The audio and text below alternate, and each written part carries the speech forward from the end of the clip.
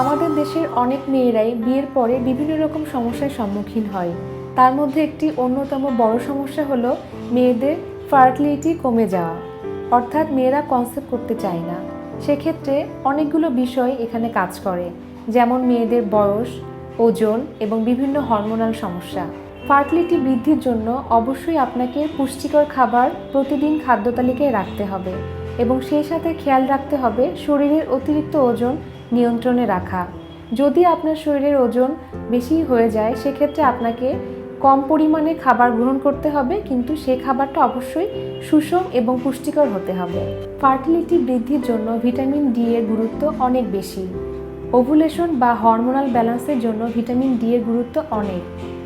আমাদের দেশের মেয়েদের বেশিরভাগই দেখা যায় যে ভিটামিন ডি এর ডেফিসিয়েন্সি তৈরি হয়েছে।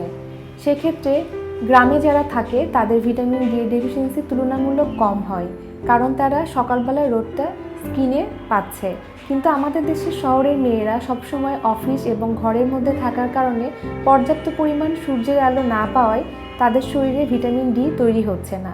সেক্ষেত্রে তারা অবশ্যই সকালবেলা সূর্যের আলোতে একটু বসবে এবং ভিটামিন ডি জাতীয় খাবার খাদ্য তালিকায় রাখবে। ভিটামিন ডি এর মধ্যে যেসব খাবারগুলো পাওয়া যায় সেগুলো হলো ডিম, দুধ, মাছ, মাছের তেল ইত্যাদি। ভিটামিন ই স্পার্ম এবং এগের অবস্থাকে ভালো করে। ভিটামিন ই জাতীয় খাবারের মধ্যে রয়েছে অলিভ অয়েল, সানফ্লাওয়ার অয়েল, বাদাম, পেঁপে এবং অন্যান্য গাঢ় সবুজ শাকসবজি। ভিটামিন সি আমাদের হরমোন এবং ফার্টিলিটিকে বৃদ্ধি করে এবং ভিটামিন সি জাতীয় খাবারের মধ্যে রয়েছে টক জাতীয় ফল, ব্রোকলি, টমেটো ইত্যাদি। জিঙ্ক বডিতে 300 ভিন্ন এনজাইমের সাথে কাজ করে আমাদের বিভিন্ন অর্গানগুলোকে ভালো রাখে এবং জিঙ্কের অভাব হলে দেখা যায় প্রথম দিকে মিসক্যারেজ হয়ে যেতে পারে। এছাড়াও জিঙ্ক ছেলেদের ফার্টিলিটি বৃদ্ধিতে সহায়তা করে। গরুর মাংস, মটরশুঁটি, দই, মিষ্টি কুমড়ার বিচি প্রভৃতি খাবার থেকে আমরা জিঙ্কের চাহিদা পূরণ করতে পারি। মনে রাখতে হবে জিঙ্ক রান্নায় নষ্ট হয়ে যায়। ওমেগা 3 সম্পন্ন খাবার ফার্টিলিটি বৃদ্ধিতে অনেক গুরুত্বপূর্ণ ভূমিকা রাখে।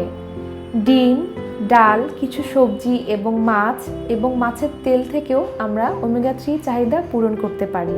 যারা এই ফার্টিলিটি সমস্যায় ভুগছেন তাদের জন্য একটি উপদেশ, আপনারা প্রতিদিন খাদ্য তালিকায় সব পুষ্টি উপাদানযুক্ত খাবারগুলোকে যুক্ত করুন এবং প্রতিদিন সূর্যের আলোতে 5 মিনিট করে বসুন।